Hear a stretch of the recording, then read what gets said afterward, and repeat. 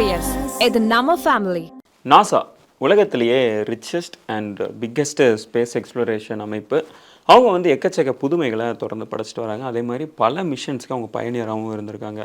On the other hand ISRO வந்து NASA மாதிரியாக ஃபினான்ஷியலாக ரொம்ப ஸ்ட்ராங்கான அமைப்பு கிடையாது. பட் இருந்தாலும் நாசாவுக்கு நிகரான பல சாதனைகளை படைச்சிட்டு இருக்கிறாங்க. இப்படி இருக்க ஒரு ரிச்சஸ்ட் அமைப்பும் ஒரு எஃபிஷியண்ட்டான ஒரு அமைப்பும் ஒன்று சேர்ந்தால் கண்டிப்பாக கற்பனைக்கு எட்டாத சாதனைகளை கண்டிப்பாக படைப்பாங்க அப்படின்னே நம்ம சொல்லலாம். அப்படிப்பட்ட ஒரு மிஷன் தான் நிசார். ஸோ அந்த நிசார் அப்படின்றது NASA ISRO synthetic aperture radar. So இது வந்து ஒரு வகையான சேட்டலைட். இந்த சேட்டலைட் என்ன மாதிரி இருக்கும் அப்படின்னா, அது வந்து ஈகோ சிஸ்டம், அதாவது இந்த உலகத்தோட இந்த ஈகோ சிஸ்டமை பற்றிய ஒரு சேட்டலைட்டாக தான் இருக்கும். இந்த நிசார் சேட்டலைட் அப்படின்றது ஒரு அப்சர்வேஷனல் சேட்டலைட். இது வந்து பூமியில் நடக்கிற அந்த கிளைமேட் சேஞ்சஸாக இருக்கலாம், இல்லை நேச்சுரல் டிசாஸ்டர், இந்த earthquake, volcanic eruption, tsunami மாதிரியான நேச்சுரல் டிசாஸ்டர்ஸையும் இது முன்னாடியே கணிக்கக்கூடிய ஒரு சேட்டலைட்டு. அது மட்டும் இல்லாமல் sea level, under water level, இது எல்லாத்தையும் கூட இதால் சொல்ல முடியும்.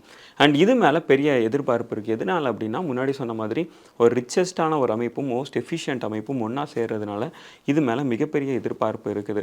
ஸோ இது குறித்து இந்தியாவை சேர்ந்த நாசா சயின்டிஸ்டான சுவாதி மோகன் அவர்கள் சில அப்டேட்ஸை கொடுத்துருக்குறாங்க. அதில் குறிப்பாக ஒன்று பார்த்து எடுக்கணும் அப்படின்னா, இந்த மிஷன் எப்போ லான்ச் ஆகும் அப்படின்ற கேள்விக்கு அவங்க சொன்ன பதில் வந்து இந்த வருஷம் டிசம்பரில் இது மோஸ்ட்லி லான்ச் ஆகிடும் அப்படின்றதையும் சொல்லியிருக்கிறாங்க. அண்ட் இது வந்து ஒரு 3 ஆண்டுகள் மிஷனாக இருக்கும் அப்படின்றத அவங்க சொல்லியிருக்காங்க. இந்த 3 ஆண்டுக்கு மேலே போனால் இது வந்து இன்னுமே அதுக்கப்புறம் வர ஒவ்வொரு வருஷமும் இல்லை ஒவ்வொரு நாளுமே ஒரு போனஸ் தான் அப்படின்றதையும் அவங்க குறிப்பிட்டிருக்காங்க.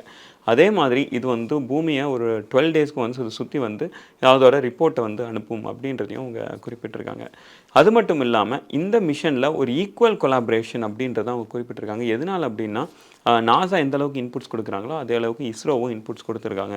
ஸோ 2 அமைப்பும் அவங்களோட ஸ்ட்ரென்த்தை வந்து பயங்கரமாக ஷேர் பண்ணியிருக்காங்க. இது வந்து ஃப்யூச்சரில் பயங்கரமாக யூஸ்ஃபுல்லாக இருக்கும் அப்படின்றதையும் அவங்க சொல்லியிருக்காங்க. அதே மாதிரி நாசா அண்ட் இஸ்ரோ இணைந்து இதுக்கப்புறம் எதுவும் மிஷன்ஸ் செயல்படுத்துவாங்களா அப்படின்னு கேட்டதுக்கு கண்டிப்பாக அதோட பாசிபிலிட்டி நிறையாவே இருக்குது அப்படின்றதையும் குறிப்பிட்டிருக்காங்க. ரீசெண்ட் டைம்ஸில் நாசா வந்து மார்ஸ் மிஷன் மேலே ரொம்ப அதிக ஆர்வம் காட்டுறதை நம்மளால் பார்க்க முடியும். கண்டினியூஸாக நிறைய மார்ஸ் மிஷன் அவங்க மேற்கொண்டுட்டு இருக்காங்க. நாசா மட்டும் இல்லாமல் அங்கே உள்ள தனியார் நிறுவனங்களும் மார்ஸ் மிஷன் மேலே ஒரு அதிக ஆர்வம் காட்டுறது நம்மளால் பார்க்க முடியுது. எதனால் அப்படின்னா, மார்ஸில் வந்து மனிதர்கள் வாழ முடியும் அப்படின்றத நாசா நம்பவும் செய்கிறாங்க. ஸோ இப்படி இருக்க இப்போது சந்திராயன் 4 வந்து எப்படி லூனார் சாயிலை பூமிக்கு எடுத்துகிட்டு வர்ற ஒரு குறிக்கோளோடு இருக்கோ, ரீசெண்டாக மார்ஸுக்கு அனுப்பப்பட்ட பெர்செவரன்ஸ் அப்படின்ற அந்த ரோவரும் மார்ஸோட ராக்ஸை வந்து பூமிக்கு திருப்பி எடுத்துகிட்டு வர்ற ஒரு மிஷனில் இறங்கிச்சு. அண்ட் இந்த பெர்செவரன்ஸ் மிஷனில் ரொம்ப முக்கியமான ரோல் ப்ளே பண்ணவங்க வந்து சுவாதி மோகன் அப்படின்ற அந்த சயின்டிஸ்ட். ஸோ இது குறித்தும் அவங்க சில விஷயங்களை பகிர்ந்திருக்காங்க. பெர்செவரன்ஸ் மிஷன் மூலமாக இது வரைக்கும் 23 ராக்ஸை வந்து அவங்க எடுத்திருக்கிறதாவும், பட் அது வந்து பூமிக்கு எடுத்து வரல சில தடைகள் இருக்கிறதையும் அவங்க குறிப்பிட்டிருக்காங்க. பட் அதில் வந்து நாசா இப்போ ஒர்க் பண்ணிட்டு வர்றதையும் அவங்க சொல்லியிருக்கிறாங்க. அதே மாதிரி மார்ஸ் மிஷனில் நாசாவும் இஸ்ரோவும் இணைந்து பணியாற்றுறதுக்கான வாய்ப்பு இருக்கா அப்படின்னு கேட்டதுக்கு டெஃபினட்டாக இருக்குது. நாசாவும் இஸ்ரோவும் மார்ஸ் மிஷனில் மட்டும் இல்லை, அதை தாண்டி எவ்வளவோ விஷயங்களில் ஒன்றா பயணிக்கிறதுக்கான வாய்ப்பு இருக்குது அப்படின்றதையும் சொல்லியிருக்காங்க. அதுலேயும் குறிப்பாக வீனஸ்க்கு போகிற ஒரு விஷயத்தில் வந்து ஒரு மிஷனில் வந்து டெஃபினட்டாக நாசாவும் இஸ்ரோவும் இணைகிறதுக்கான எக்கச்சக்க வாய்ப்புகள் இருக்கிறதையும் அவங்க சொல்லியிருக்காங்க. இன்னும் குறிப்பிட்டு சொல்ல போனால் அவங்க சொன்ன கோட் வந்து யூனிவர்ஸ் இஸ் த லிமிட் அப்படின்ட்டு சொல்லியிருக்காங்க. அதாவது இஸ்ரோவும் நாசாவும் இணைஞ்சு பணியாற்றுறதுக்கு யூனிவர்ஸ் இஸ் த லிமிட் அப்படின்ற மாதிரி சொல்லியிருக்காங்க.